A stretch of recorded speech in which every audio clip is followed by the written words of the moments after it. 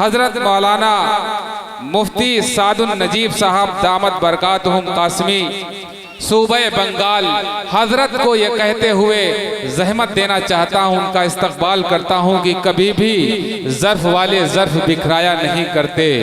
दिल भाई, कभी भी ज़र्फ वाले ज़र्फ बिखराया नहीं करते, जो तूफानों से खेले हों वो घबराया नहीं करते। और बड़े वो हैं जिन्हें एहसास हो अपनी हकीकत का, कोई रस्मन बड़ा कह दे तो हो जाया नहीं करते। मेहमान खुसूसी को बहुत ही अदब व एहतराम के साथ दावत देते हैं कि हजरत तशरीफ लाएं और हम तमाम सामीन को अपने बयान हसना से मुस्तफीज़ फरमाएं। अल्हम्दुलिल्लाह नहमदुहु व नस्तईनुहु व नस्तगफिरुह व नु'मिनु बिही व नतवक्कलु अलैहि व नऊज़ु बिल्लाहि मिन शुरूरि अनफुसिना व मिन सय्यिआति अमालिना मन यहदिहिल्लाहु फला मुदिल्ल लहु व मन युद्लिल फला हादिय लहु व नशहदु अन ला इलाहा इल्लल्लाहु वहदहु ला शरीका लहु व नशहदु अन्न सय्यदना व नबियना व हबीबना व शफीअना व सनदना व इमामना व मौलाना मुहम्मदन अब्दुहु व रसूलुहु सल्लल्लाहु अलैहि व अला आलिहि व सहबिहि व बारक व सल्लम तस्लीमन कसीरा अम्मा बाद फ़अऊज़ु बिल्लाहि मिनश शैतानिर रजीम बिस्मिल्लाहिर रहमानिर रहीम इन्नमल मुअमिनूना इख़्वा सदक़ल्लाहु मौलानल अज़ीम व क़ाला नबी सल्लल्लाहु अलैहि वसल्लम बिअय्यिहिम इक़्तदैतुम इह्तदैतुम औ कमा क़ाल अलैहि सलातु वस्सलाम सुब्हानल्लाहि व बिहम्दिहि सुब्हानल्लाहिल अज़ीम व बिहम्दिहि अस्तग़फिरुल्लाह सल्लल्लाहु अला सय्यिदिना मुहम्मद सल्लल्लाहु अलैहि वसल्लम अल्लाहुम्मा सल्लि अला सय्यिदिना मुहम्मद या रब्बी सल्लि अलैहि वसल्लिम। सुना सब कुछ मगर देखा जो बिल आखिर तो क्या देखा, वही ईंटें वही पत्थर वही चूना वही गारा, सलाते बेवजू से रो रही है इस तरफ मस्जिद, उधर कुरान बेरग़बत से दिल मजहब का सिपारा। अल्हम्दुलिल्लाह, माहौल थोड़ी देर के लिए बना है। मैं आपको अजीम शायर के लिए जल्दी फारिग करना चाह रहा हूँ। आप लोग तो इस तरह पल पर तौल करके बैठ गए हैं, ऐसा मालूम होता है कि पतंग कट जाए और मुर्गी में बीमारी आ जाए। हौसले को थोड़ा जिंदा कीजिए। थोड़ी देर के लिए मैं हाइल हुआ हूँ। सवालों से अपने पैगाम को शुरू करने के लिए जा रहा हूँ। मेरा पहला सवाल है, कुरान में ऐसी दो कौन सी चीजें हैं जिनको कुरान ने कमर कहा है, इंसान की कमर कहा है, वो दो चीजें क्या है? दूसरा सवाल है, इंसान नहीं है, हैवान नहीं है, फिर भी दिल है, दिल है, हैवान नहीं है, इंसान नहीं है, वो कौन सी चीज है? तीसरा सवाल और आखिरी सवाल है, ऐसा कौन सा बंदा है जिसके लिए खुदा आंख बन जाता, कान बन जाता, हाथ पांव बन जाया करता है? ऐसा कौन सा बंदा है जिसके लिए खुदा आंख कान हाथ पांव बन जाता है? आखिरी सवाल करने के लिए जा रहा हूं। बताइए ऐसी कौन सी चीज है? आदमी खाता जरूर है लेकिन भूख नहीं मिटती, आदमी पीता जरूर है, प्यास नहीं बुझती। इन सवालों के जवाब को मुकम्मल करके मैं पैगाम शुरू करने के लिए जा रहा हूं। ऐसी कौन सी चीजें हैं जिनको कुरान ने इंसान की कमर कहा? वो दो चीजें हैं, एक काबा है और दूसरा माल है। माल जिस्मानी जिंदगी के लिए कमर है और काबा रूहानी जिंदगी के लिए कमर है। इसकी भी जरूरत है, उसकी भी जरूरत है। दूसरा सवाल था, ऐसी कौन सी चीज है, इंसान नहीं है, हैवान नहीं है, फिर भी दिल है? सूरह रहमान है, कुरान का दिल है। तीसरा सवाल था, ऐसी कौन सी चीज है, आदमी खाता जरूर है, भूख नहीं मिटती, पीता जरूर है, प्यास नहीं बुझती, कसम खाता है, पेट नहीं भरता, गुस्सा पीता है, प्यास नहीं बुझती। आखिरी सवाल था, ऐसा कौन सा बंदा है कि खुदा उसके लिए आंख बन जाता, खुदा उसके लिए कान बन जाता, खुदा उसके लिए हाथ बन जाता, खुदा उसके लिए पैर बन जाता। ये वो बंदा है जो फर्ज नमाज भी पढ़ता है, नफिल नमाज भी पढ़ता है। इंशाल्लाह जुमा नमाज पढ़ेंगे, हाथ उठाइए इंशाल्लाह। कोई आगे न था तुमसे तरक्की की तगोदों में, कोई 10 में चमकता था तो तुम मुमताज थे 100 में। तुम्ही ने फर्क बतलाया था सबको गंदुमोजों में, तुम्ही से सीख कर बनती थी आलम मगरिबी कौमें। शरफ पाया था तुमने इम्तियाज़े हक़ व बातिल से, मुखालिफ भी तुम्हारी कदरदानी करते थे दिल से। मैं बड़ी तेजी के साथ 2 से 3 मिनट में पैगाम आपके सर से गुजार रहा हूँ। ईसाले सवाब के 4 रास्ते हैं, 3 पर इत्तिफाक है, 1 पर इख्तलाफ है। इख्तलाफ की हकीकत क्या है? जो लोग मरने वाले नहीं, हाथ उठाइए इंशाल्लाह।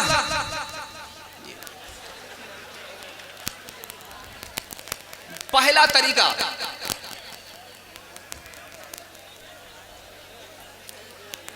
पहला रास्ता, हम अपने मरहूम को सवाब पहुंचाते हैं। पहला रास्ता जिस पर सबका इत्तेफाक है। जरा ध्यान से सुनिएगा, बड़ी तेजी के साथ निकल जाएगा।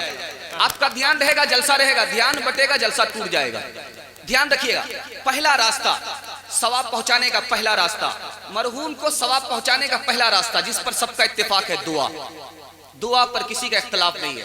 हम दुआ करते हैं, मरहूम की मगफिरत हो जाती है, दर्जा बुलंद हो जाता है, अजाब उठा लिया जाता है। दुआ पर सबका इत्तेफाक है। दूसरा रास्ता सदका और कुर्बानी, सदका कुर्बानी से सवाब पहुंचता है, सबका इत्तेफाक है। तीसरा रास्ता हज के जरिए हज किया जाए मरहूम की तरफ से तो सवाब पहुंचता है, इस पर सबका इत्तेफाक है। आखिरी इत्तेफाक है कुरान पढ़ करके हम मरहूम को सवाब पहुंचाएं, नमाज पढ़ करके सवाब पहुंचाएं, रोजा रख करके सवाब पहुंचाएं। सवाब पहुंचेगा कि नहीं पहुंचेगा? इमाम शाफई रहमतुल्लाह अलैह फरमाते हैं सवाब नहीं पहुंचेगा। उनसे जब दलील मांगी तो उन्होंने कहा कि कुरान में है, इंसान को वही मिलता है जो उसने सही की। जवाब दिया गया यहाँ मतलब सही से अमल नहीं है, ईमान है। बाप का ईमान गैर मुस्लिम बेटे को काम नहीं आएगा, ये मतलब है। सवाब पहुंचता है, रोजे से पहुंचता है। बुखारी की हदीस है कि मरने वाला मर गया और उसके घर वाले ने उसकी तरफ से रोजा रखा, सवाब पहुंचता है। मजमऊ ज़वाइद की हदीस है अपने मरने वाले पर सूरह यासीन पढ़ो। अगर सवाब नहीं पहुंचता तो हुक्म कैसे होता? सवाब पहुंचता है। तीसरा रास्ता नमाज पढ़ करके सवाब पहुंचाने का। सहाबी रसूल खड़े हुए, कहा या रसूल अल्लाह, मेरे माँ बाप दुनिया में थे, मैं उनकी खिदमत करता था, माँ बाप मर गए, अब मैं क्या करूं? तो फरमाया जैसे अपने लिए नफिल नमाज पढ़ते हो उसी तरह माँ बाप के लिए नफिल नमाज पढ़ो। जैसे अपने लिए नफिल रोजा रखते हो माँ बाप के लिए नफिल रोजा रखो। एक भूमियार दुनिया को ठग करके जा रहा था, बेटे से कहा कि बेटा मैं तो दुनिया को ठग करके जा रहा हूँ, कब्र में हिसाब किताब होगा, मसले का हल करना चाहिए। जब मैं मर जाऊं तो मुझे पुरानी कब्र में दफन करना, नई कब्र में दफन मत कर। बेटे ने कहा कि अब्बा हुजूर नया मुर्दा नई कब्र में जाता है, आप पुरानी कब्र में क्यों जाना चाहते हो? कहा जब पुरानी कब्र में दफन होंगे फरिश्ता आएगा पूछने के लिए तो कहेंगे अभी तो पूछ करके गए थे, क्या बार बार दिमाग खराब करने के लिए। तुझको गाफिल फिक्र उक़बा कुछ भी नहीं, खाना धोखा ऐसे दुनिया कुछ भी नहीं, जिंदगी चंद रोजा कुछ भी नहीं, कुछ नहीं इसका भरोसा कुछ भी नहीं, आखिरत की फिक्र करनी है जरूर, जैसी करनी वैसी भरनी है जरूर। बड़ी तेजी के साथ ये पैगाम निकल चुका। मुसाफा करने पर हमें क्या मिलता है? मुसाफे की इब्तिदा कहाँ से हुई? एक हाथ से मुसाफा जब जायज़ है, हम दो हाथ से मुसाफा क्यों करते? इसको 2 से 3 मिनट में सुन लीजिए। तैयार हैं इंशाल्लाह? इंशाल्लाह उठाइए। डर रहे हैं कि पता नहीं राइट जाएगा या रॉन्ग जाएगा। भाई सही जा रहा है। फतुल बारी में है, मुसाफे की इब्तिदा यमन के लोगों ने किया। अल्लाह के रसूल की खिदमत में यमन के लोग आए, उन्होंने मुसाफा किया, यहां से मुसाफा का सिलसिला शुरू हो गया। यमन के लोगों से मुसाफे की इब्तिदा हुई। तिरमिज़ी की हदीस में आता है, जब दो मुसलमान मिलते हैं तो जुदा होने से पहले पहले अल्लाह इसकी भी मग़फ़िरत फरमा देता है, उसकी भी मग़फ़िरत फरमा देता है। तीसरी हदीस आ रही है, हजरत अनस फरमाते हैं कि या रसूल अल्लाह, जब एक मुसलमान दूसरे मुसलमान से मिले तो उसके लिए झुकना चाहिए? तो फरमाया झुक नहीं सकते। कहा कि बोसा लेना चाहिए, चिमटना चाहिए? कहा चिमट नहीं सकते। कहा हाथ से हाथ मिलाना चाहिए, हाथ थामना चाहिए, मुसाफा करना चाहिए? तो आपने फरमाया मुसाफा कर सकते। एक हाथ से मुसाफा जायज़ है, 2 हाथ से मुसाफा क्यों करते हैं? पहली हदीस आ रही है बुखारी की। साहबी रसूल कहते हैं कि मुझे नबी सल्लल्लाहु अलैहि वसल्लम ने तशहुद सिखाई, तशहुद सिखाया और मेरा हाथ नबी सल्लल्लाहु अलैहि वसल्लम के दोनों हाथ के दरमियान था। नबी सल्लल्लाहु अलैहि वसल्लम ने दोनों हाथ से मुसाफा किया। अब जाहिर सी बात है, जब नबी ने दोनों हाथ से मुसाफा किया तो साहबी एक हाथ से मुसाफा तोड़ो कर रहे होंगे। ये पहली हदीस आ रही है।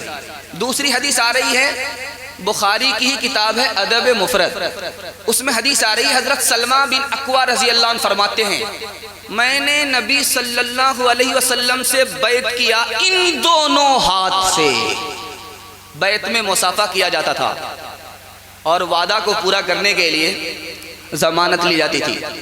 तो कहते हैं कि मैंने नबी सल्लल्लाहु अलैहि वसल्लम से बैत किया, मुसाफा किया बैत में इन दोनों हाथ से।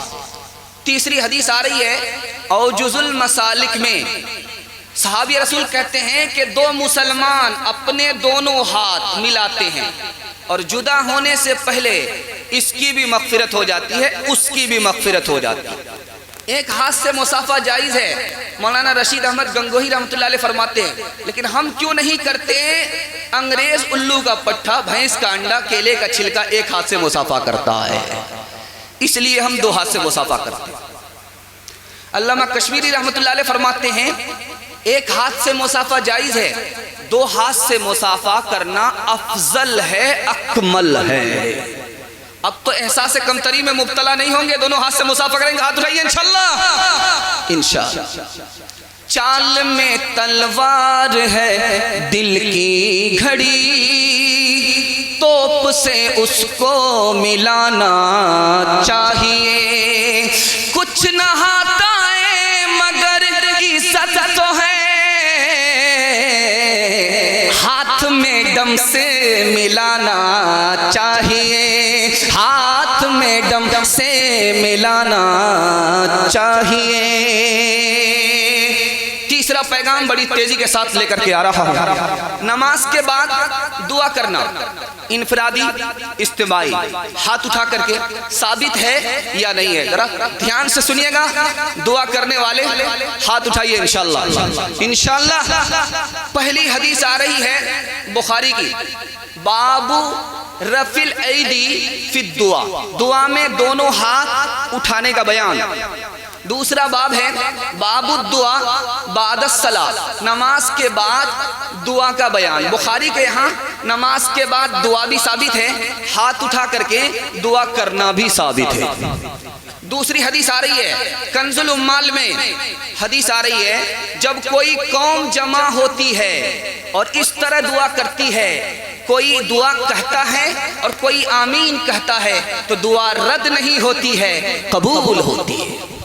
तीसरी हदीस आ रही है, अहले हदीस आलिम हैं मौलाना नज़ीर हुसैन देहलवी रहीमहुल्लाह, सादिक सियालकोटी रहीमहुल्लाह अपनी किताब में लिखते हैं, मुसन्नफ इब्न अबी शैबा की ये हदीस है, अल्लाह के रसूल ने नमाज पढ़ाई, फजर की, सलाम किया, रुख मोड़ लिया, हाथ उठाई, हाथ उठाया और दुआ किया। सादिक सियालकोटी अपनी किताब में नकल करते हैं कि एक हदीस है ये हदीस हसन है, ये हदीस मोतबर है, मकबूल हदीस है। वो क्या, फर्ज नमाज के बाद जब बंदा दुआ करता है तो अल्लाह को शर्म आती है बंदे के हाथ को खाली वापस करते हुए।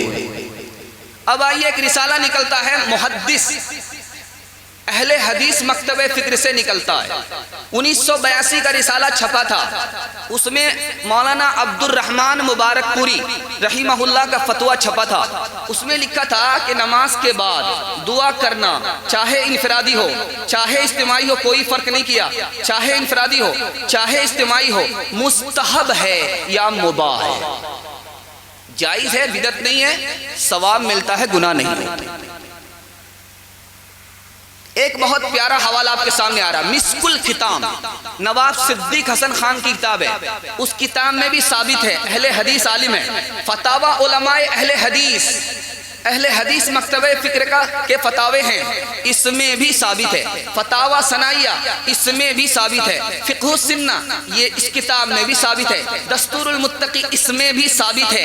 अहले हदीस के यहाँ भी फर्ज नमाज के बाद दुआ करना, चाहे इनफरादी हो चाहे इज्तिमाई हो, साबित है। ये मैं इसलिए सुना रहा हूँ, ये माचिस की तीली है, इसी ने आग लगाया, फिरका बनाया, इत्तिहाद को पारा पारा करके रख दिया। एक आदमी खजूर के दरख्त पर चढ़ गया, आसमान का अटका, आसमान का गिरा, खजूर में अटका।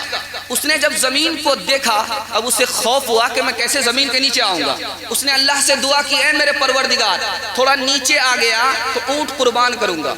जब नीचे आया तो सोचा ऊंट कहां से लाऊंगा, ये तो राजस्थान में मिलता है, यहाँ तो भैंस मिलती है। कहता है मेरे परवरदिगार, थोड़ा सा और नीचे आ जाऊंगा तो भैंस दे दूंगा। उसके बाद और नीचे आ गया तो कहने लगा कि भैंस में तो बहुत पैसा लगेगा, बकरी तो घर में है।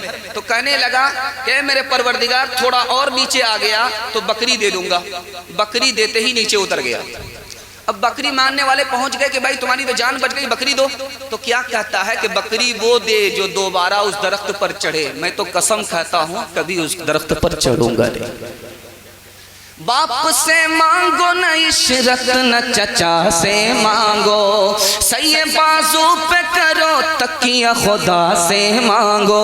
हुस्न तदबीर बड़ी चीज है इस दुनिया में, मदद इस काम में तुम अक्ल रसा से मांगो, मदद इस काम में तुम अक्ल रसा से मांगो। आमीन जोर से कहना चाहिए या आहिस्ता कहना चाहिए? मैं आपका 5 से 7 मिनट ले रहा हूं, इन मसाइल को आपके सामने लेकर के आ रहा हूं, जिसने अखाड़ा खड़ा किया है और 2 मुसलमानों को कई फिरकों में बांट करके रख दिया है। उन मसाइल को मैं आपके सामने लेकर के आ रहा हूं। आमीन जोर से कहना चाहिए या आहिस्ता कहना चाहिए? मार्च नाम का अंग्रेज है, अभी ये मुल्क आजाद नहीं हुआ है। सहारनपुर में अंग्रेज की हुकूमत है, अंग्रेज हाकिम है। एक हनफी सलफी की मस्जिद में चला गया, मगरिब का वक्त था, तमाम सलफियों ने जोर से आमीन कहा, इस हनफी ने आहिस्ता से आमीन कहा। नमाज के बाद उस सलफी ने इसका हाथ पकड़ा, मारना शुरू किया। ये भागा भागा अपने मोहल्ले में गया, हनफियों को बुलाया। 2 मुसलमान आपस में लड़ गए, लाठी से एक दूसरे को मारने लगे, लहू लहान हो गए। ये मामला किसकी अदालत में पहुंचा है? अंग्रेज की अदालत में पहुंचा है। ये मुल्क आजाद नहीं हुआ है, सहारनपुर का किस्सा है। उस अंग्रेज का नाम मार्च था। 5 मिनट तक तो अंग्रेज को यही समझ में नहीं आया कि ये आमीन किसका नाम है, मकान का नाम है, दुकान का नाम है, किसका नाम। जब वकीलों ने बहस किया तो उसे पता चला कि ओ आमीन दुआ का नाम है। तो उसने कितना प्यारा जजमेंट लिखा, वो मैं सुना रहा हूं, इस पैगाम को खत्म कर रहा हूं। उसने जजमेंट लिखा कि आमीन की 3 किस्में हैं। एक आमीन बिस्सिर है, आहिस्ता से आमीन कहना, यह भी हदीस से साबित है। दूसरी किस्म है आमीन की आमीन बिल जहर, जोर से आमीन कहना, यह भी हदीस से साबित है। एक तीसरी किस्म है आमीन की आमीन बिशर, हदीस की आड़ में फितना उठाना, ये कुरान से भी साबित नहीं, हदीस से भी साबित नहीं। ये हनफी भी गुनहगार है, ये सलफी भी गुनहगार। मजहब का नाम लीजिए, आमिल न हो जिए, जो मुत्तफिक न हो उसे बदनाम कीजिए। तर्ज़े कदीम पर जो नजर आए मौलवी, पब्लिक में उनको मोरिदे इल्जाम कीजिए। जंजीर फिक्र तोड़िए कहकर खिलाफ शर, मज़मून लिखिए दावे इल्हाम कीजिए। मज़मून लिखिए दावे इल्हाम कीजिए। एक बहुत प्यारा मसला बड़ी तेजी के साथ लेकर के आ रहा हूं। तावीज़ झाड़ फूक शिर्क है या शिर्क नहीं है? जो लोग कहते हैं कि हर हाल में शिर्क नहीं है, ये भी गलत है। जो लोग कहते हैं हर हाल में शिर्क है, ये भी गलत है। शिर्क कब है कब नहीं है, ये मैं आपको बताने के लिए बैठा हूं। इंशाअल्लाह सुनने के लिए तैयार है? हाथ उठाइए इंशाअल्लाह। इंशाअल्लाह अबू दाऊद में हदीस आ रही है, इन्नर रुकिया व तमाइम व तौला शिरकुन। अबू दाऊद की हदीस के हवाले से ये आता है, ये झाड़ फूक, ये तावीज़ घोंघा, ये जादू टोना शिर्क है। ये अबू दाऊद की हदीस है। दूसरी हदीस आ रही है, मुस्लिम की हदीस आ रही है, जरा ध्यान से सुनिएगा, बड़ी तेजी के साथ निकल जाएगा, समझ में नहीं आएगा। ध्यान से सुनिए, सब कुछ समझ में आएगा। दूसरी हदीस आ रही है मुस्लिम की, उसके अल्फाज हैं, रख्खस रसूलुल्लाह सल्लल्लाहु अलैहि वसल्लम फिर रुक़यति मिनल ऐन। अल्लाह के रसूल ने झाड़ फूक की इजाजत दी है, झाड़ फूक को जायज कहा है।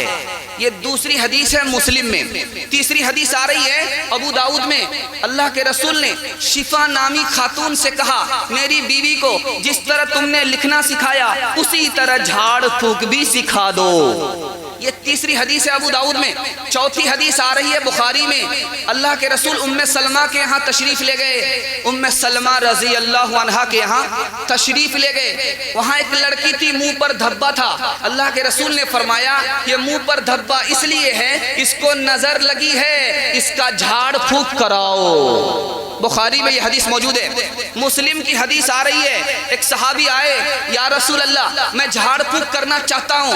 आपने कहा क्या पढ़ते हो? सहाबी ने पढ़ करके सुनाया। अल्लाह के रसूल ने जब सुन लिया, कोई शिरकिया लफ्ज नहीं था, कोई शिरकिया माना नहीं था, शिरकिया लफ्ज नहीं था, तो आपने उस मौके से फरमाया, ला बअस बिर्रुका मालम यकुन फीही शिरकुन, जिसमें शिरकिया लफ्ज ना हो, शिरकिया माना ना हो, उस झाड़ फूक में कोई हरज नहीं है। मुसन्नफ इब्न अबी शैबा का आखिरी हवाला आपके सामने आ रहा है। सहाबी रसूल अमर इब्न अल-आस, अब्दुल्लाह बिन अब्दुल आस सहाबी रसूल हैं। उन्होंने अपने बच्चे के गले में तावीज़ लटकाया, तावीज़ लटका हुआ था, सबने देखा, किसी ने इनकार नहीं किया।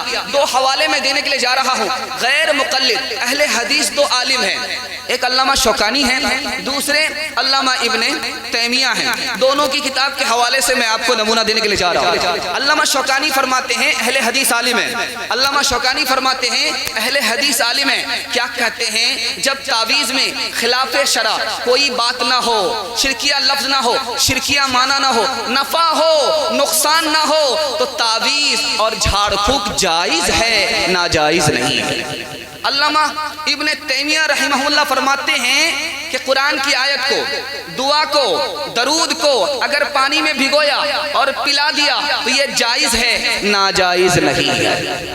एक आदमी होशियार था, ये तावीज़ कब शिर्क है कब शिर्क नहीं है, इसको एक लाइन में सुनिए। अगर तावीज़ को हमने खुदा समझा तो ये शिर्क है, अगर इसको दवा समझा तो ये शिर्क नहीं है।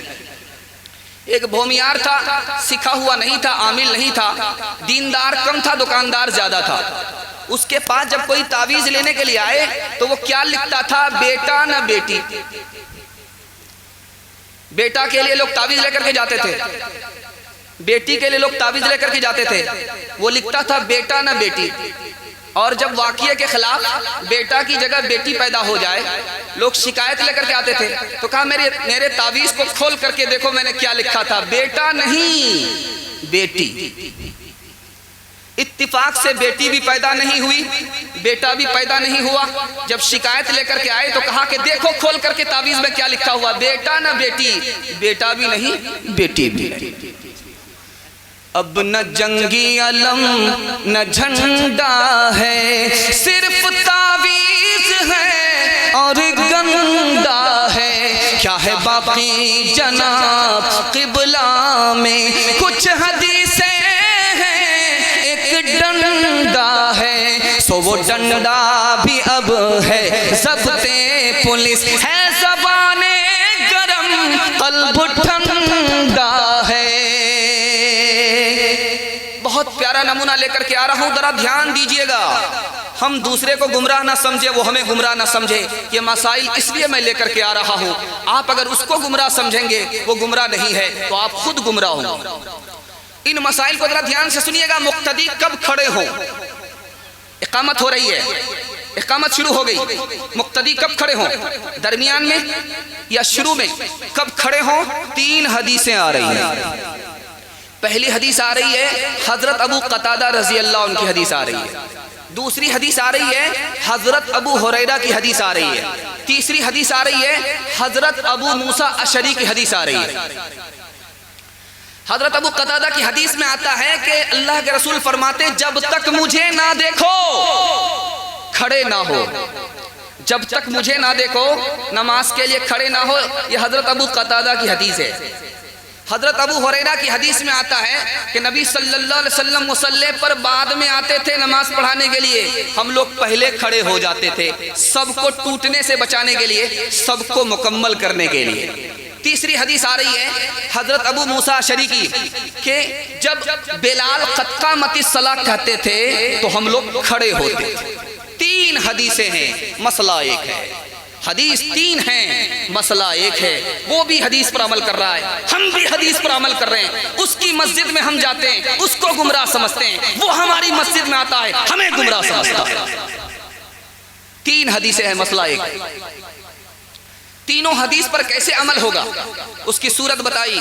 पीछे से इमाम आ रहा है तो इमाम जिस सफ से गुजरे वो सफ के लोग खड़े हो जाएं।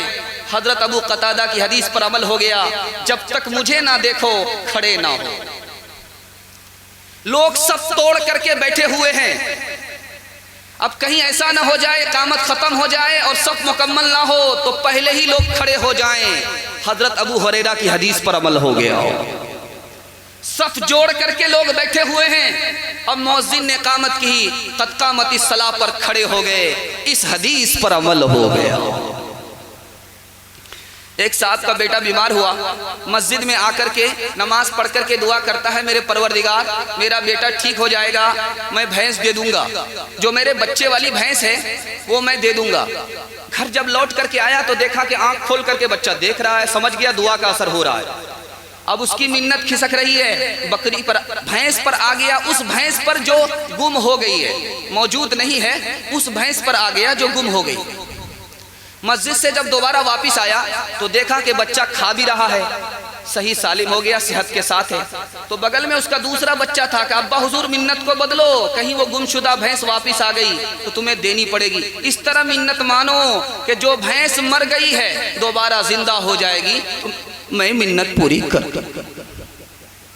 गैर की हसरत निकलने दीजिए, खैर मेरे दिल को जलने दीजिए।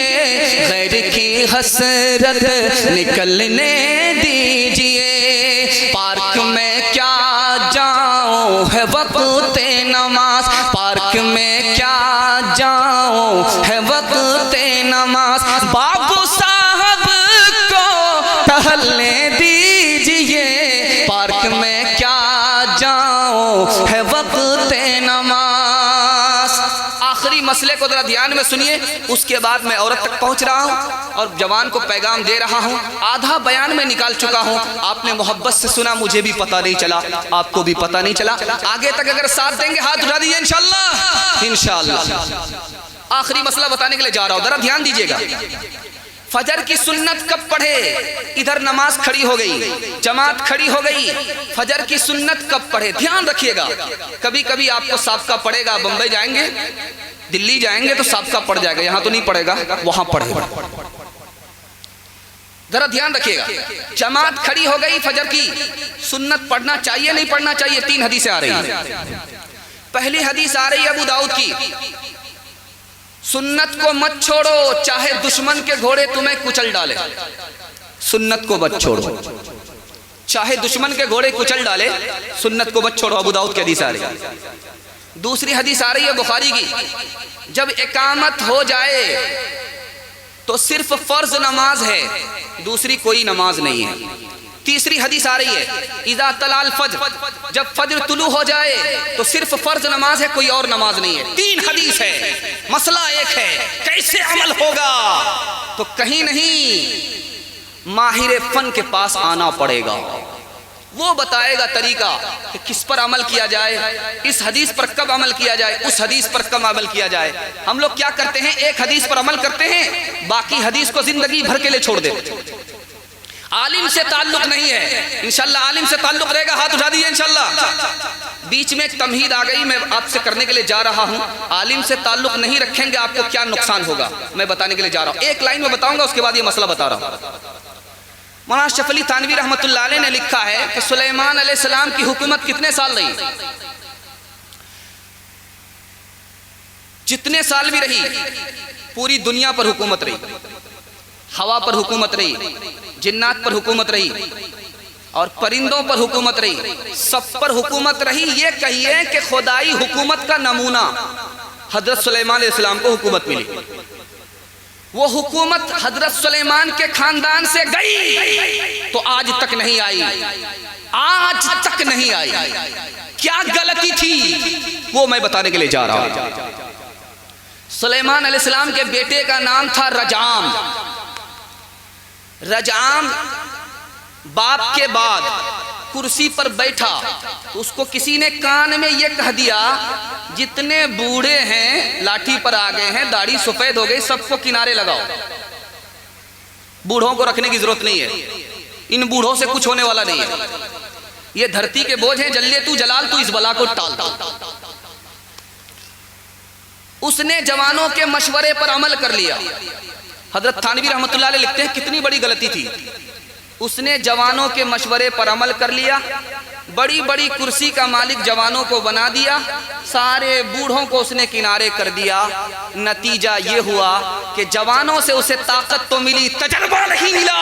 इतनी बड़ी गलती थी, हुकूमत गई तो कभी लौट करके नहीं आई। जवान से नहीं कटना है, अपने उलमा से नहीं कटना है, अपने बूढ़े से नहीं कटना है। इंशाल्लाह हाथ उठा दीजिए इंशाल्लाह। अब मैं हदीस सुनाने के लिए जा रहा हूँ। 3 हदीसें आ रही हैं। पहली हदीस कह रही है फजर की सुन्नत को किसी हाल में मत छोड़ना। दूसरी हदीस आ रही है जब जमात खड़ी हो जाए तो फर्ज नमाज पढ़ना। तीसरी हदीस आ रही है जब फजर तुलू हो जाए तो सिर्फ फर्ज नमाज पढ़ना, कोई और नमाज मत पढ़ना। तीनों हदीस पर कैसे अमल होगा? तो इमाम अबू हनीफा रहमतुल्लाह अलैह की तरफ हम रुजू करते हैं, वो तरीका बताएंगे। अल्लाह उनके मसलक पर हम सबको जीना और मरना नसीब फरमाए, आमीन कहिए। कबूलियत की घड़ी आसमान पर खुदा आ चुका है।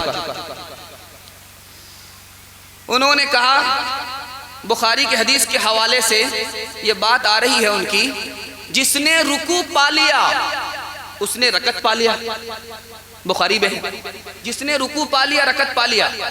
अगर आदमी मस्जिद में आया, जमात खड़ी है, उसको यकीन है, गालिब गुमान है कि मैं अपनी सुन्नत पढ़ करके रुकू पा लूंगा, रुकू पा लिया, रकत पा लिया, तो वो सुन्नत पढ़ ले, फिर जमात में शामिल हो जाए। उस हदीस पर अमल हो गया जिसमें कहा गया सुन्नत को मत छोड़ना चाहे दुश्मन के घोड़े तुम्हें कुचल डाले। आदमी मस्जिद में आया है, जमात खड़ी है, उसको गालिब गुमान है मेरा रुकू छूट जाएगा। जिसका रुकू छूट गया, रकत छूट गई, तो वो सुन्नत को छोड़ दे, जमात में शामिल हो जाए। उस हदीस पर अमल हो गया जिसमें कहा गया जब जमात खड़ी हो जाए तो सिर्फ फर्ज नमाज है, सुन्नत नहीं है। अब सुन्नत छूट गई, अब उसे कब पढ़ना है? तो तीसरी हदीस है इज़ा तलाल फज्र, जब फज्र तुलू हो जाए तो फर्ज नमाज के सिवा कोई नमाज नहीं है। सूरज तुलू होने के बाद इशराक में सुन्नत को पढ़ ले, तीसरी हदीस पर अमल हो। इमाम अबू हनीफा रहमतुल्लाह अलैह कितने बड़े इमाम थे, कितने बड़े आलिम थे। एक नमूना दे रहा हूँ, इस पैगाम को खत्म कर रहा हूँ। एक साहब आए इमाम अबू हनीफा की खिदमत में कि मैंने कहीं पैसा रखा है, जगह भूल गया हूँ, कहाँ रखा? इसका कोई वजीफा बताइए। कहा एक वजीफा आसान है, पैसा मिल जाएगा। वजू करके मस्जिद में जाओ, 100 रकात नमाज पढ़ो। जैसे ही उसने वजू किया और नियत बानी, अभी तो रुकू भी नहीं किया, उसे फौरन याद आ गया दौड़ा दौड़ा इमाम अबू हनीफा रहिमहुल्लाह के पास कि हुजूर मसला हल हो गया। कि कैसे मसला हल हुआ? कहा कि जैसे मैंने नियत बांधी, मुझे फौरन समझ में आ गया कि कहाँ मेरा पैसा है, मैंने वहाँ पैसा पा लिया। कहा कि नालायक कहीं के, तुम्हें तो 100 रकात शुक्राना पढ़ना चाहिए। शैतान कब चाहता है कि खुदा का बंदा खुदा की नमाज में हो, इसलिए नियत बांधते ही उसने तुम्हें वहाँ पहुँचा दिया।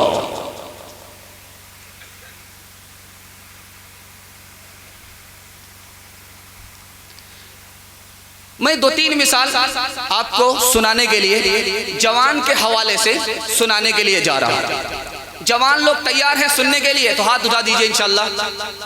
दाढ़ी रखेंगे? हाथ उठा दीजिए इंशाल्लाह। दाढ़ी क्यों नहीं रखते हैं, ये वजह मैं बता रहा हूं। ये तो आ गया कि दाढ़ी रखना सुन्नत है, लेकिन क्यों नहीं रखते, वजह मैं बताने के लिए जा रहा हूं। इस वजह को बताऊंगा और ये पैगाम खत्म कर रहा हूं। दाढ़ी हम क्यों नहीं रखते? पहली वजह, हमारे घर का माहौल अच्छा नहीं है, ये दौर अच्छा नहीं है, ये दौर दाढ़ी को कबूल नहीं कर रहा है, घर का माहौल दाढ़ी को कबूल नहीं कर रहा है। दूसरी वजह पर ध्यान दीजिए, दाढ़ी को हम क्यों कबूल नहीं कर रहे हैं?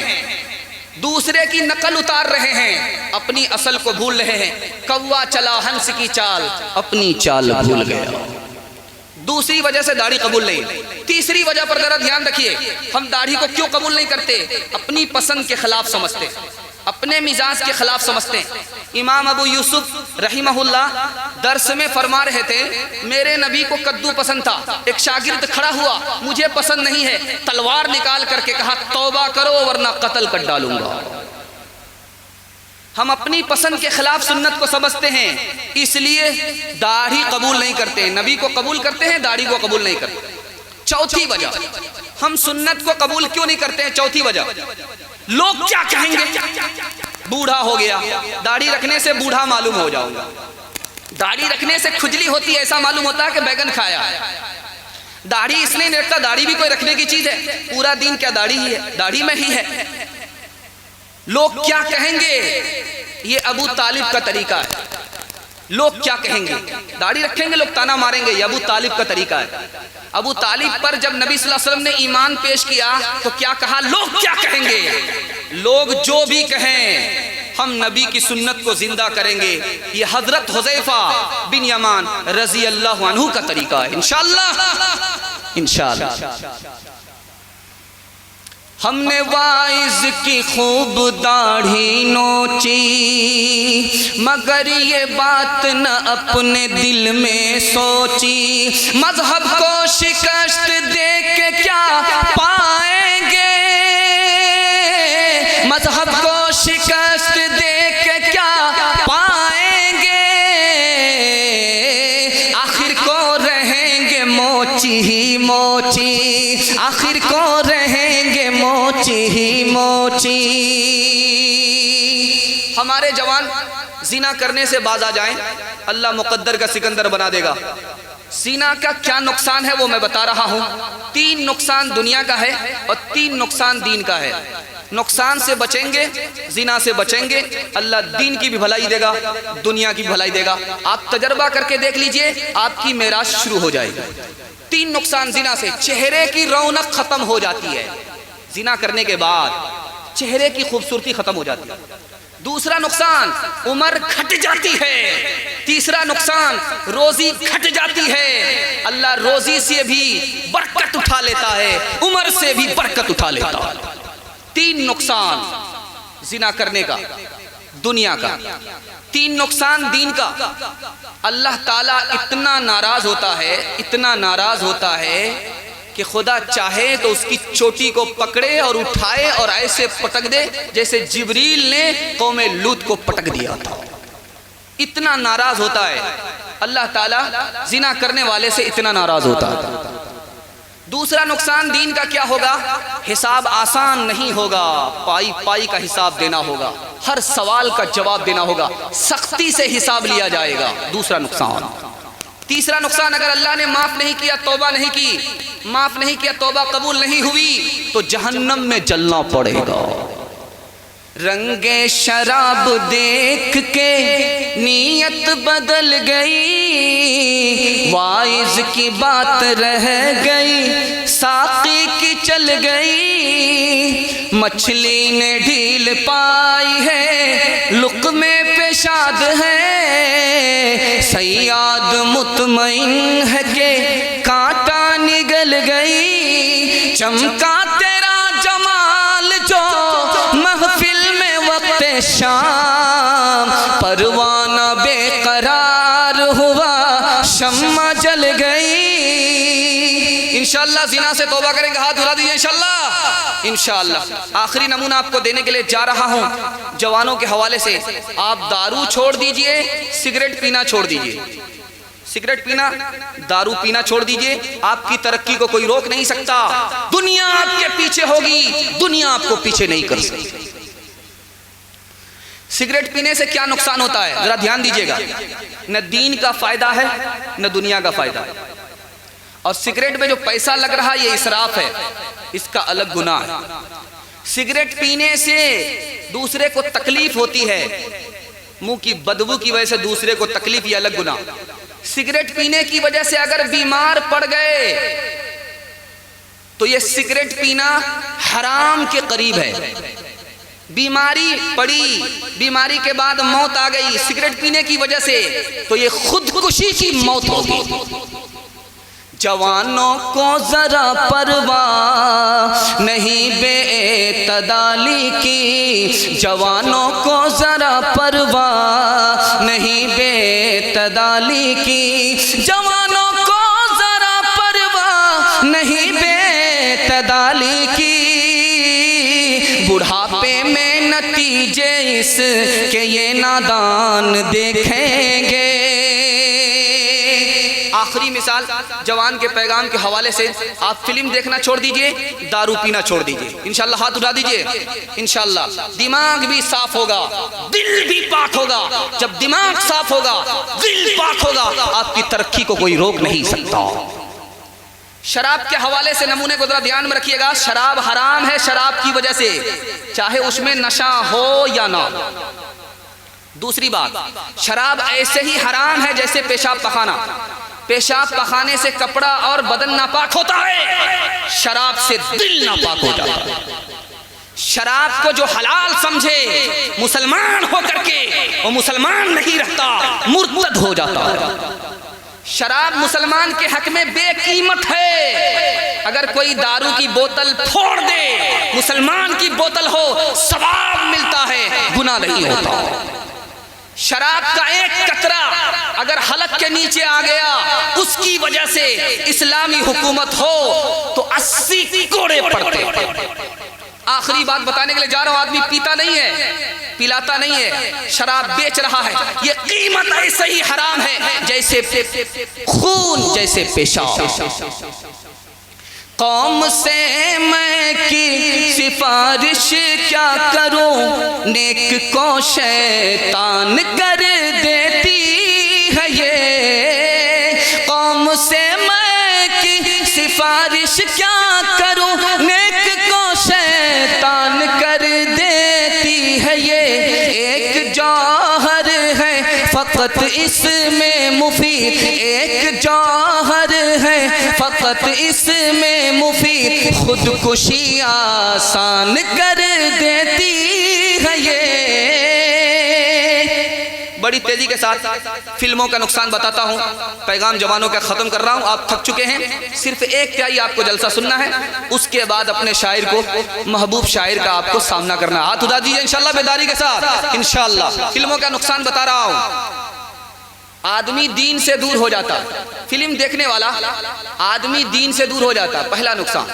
दूसरा नुकसान, वक्त अलग बर्बाद होता है। तीसरा नुकसान, सेहत बर्बाद हो जाती है। चौथा नुकसान, आदमी बेशरम और बेहया बन जाता है। पांचवा नुकसान, दिल में गुनाह का दाया पैदा होता है, खुदा रसूल की निगाह में गिर जाता है।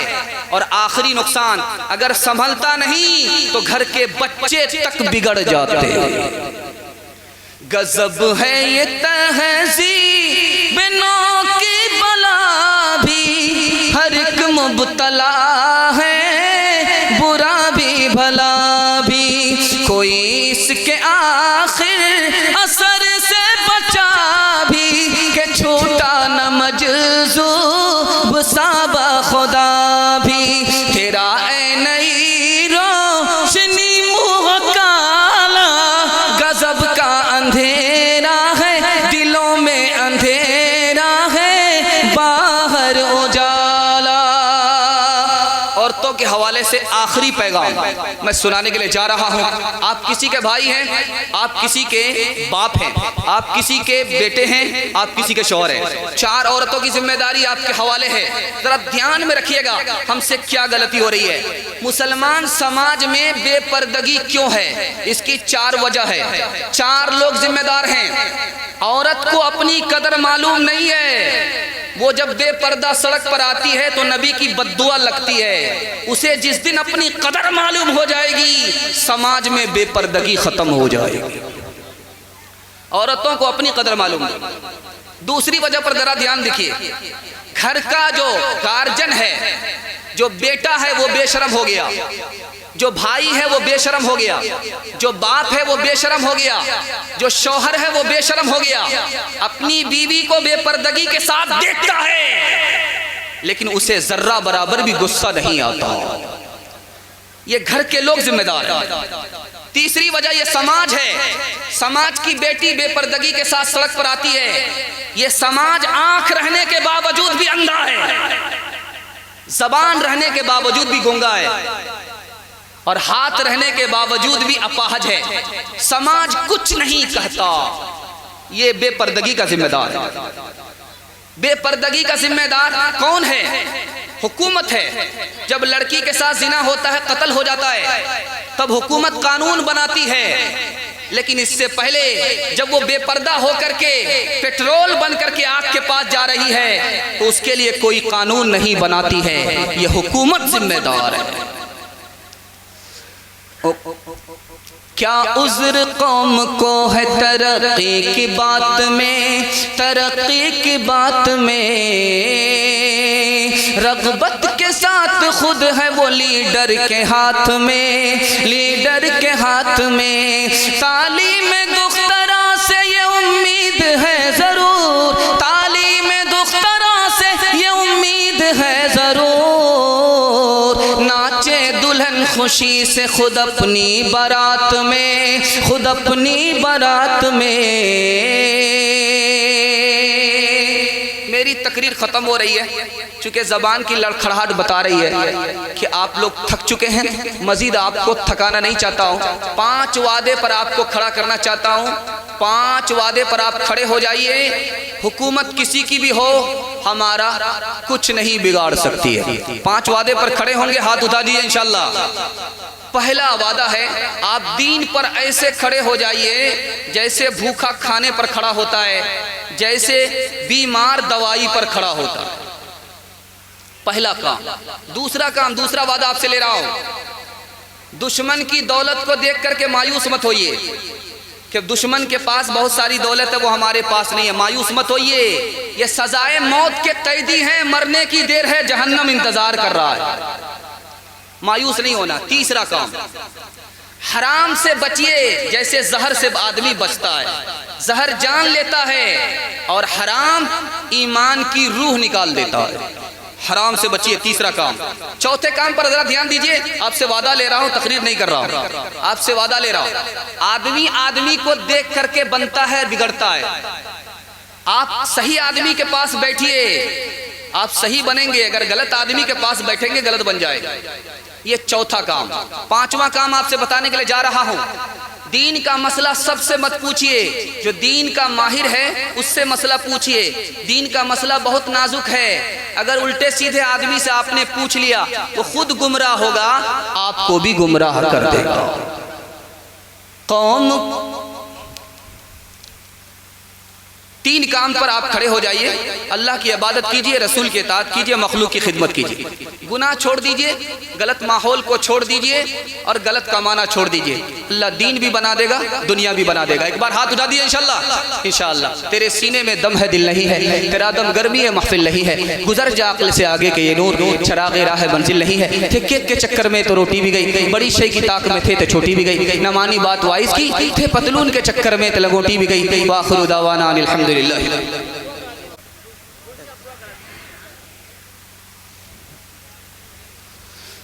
अल्लाहुम्मा सल्लि अला सय्यिदिना हबीबिना शफीना व मौलाना मुहम्मदिन व बारिक व सल्लिम। रब्बना तक़ब्बल मिन्ना इन्नका अंतस समीउल अलीम व तुब अलैना इन्नका अंतत तव्वाबुर रहीम। अल्लाहुम्मा अल्लिफ बैन क़ुलूबिहिम व अस्लिह ज़ात बैनिहिम वंसुरना अला अदुव्विका व अदुव्विहिम। अल्लाहुम्मा लअनिल कफ़रत अल्लज़ीना यसुद्दूना अन सबीलिक व युकज़्ज़िबूना रुसुलक व युक़ातिलूना औलियाक। अल्लाहुम्मा खालिफ बैन कलिमतिहिम व ज़ल्ज़िल अक़दामहुम व अंज़िल बिहिम बअसक अल्लज़ी ला तरुद्दुहु अनिल क़ौमिल मुजरिमीन। या अल्लाह इस जलसे को कबूल फरमा। अल्लाह इसके अंजाम को खैरियत सहूलत आफ़ियत के साथ मुकम्मल फरमा। अल्लाह तमाम मुसलमानों की जान की, माल की, इज़्ज़त आबरू की, अक़ल की, नस्ल की पूरी पूरी हिफाजत फरमा। अल्लाह आसमानी बलाओं से, ज़मीनी आफ़तों से हम सब की हिफाजत फरमा।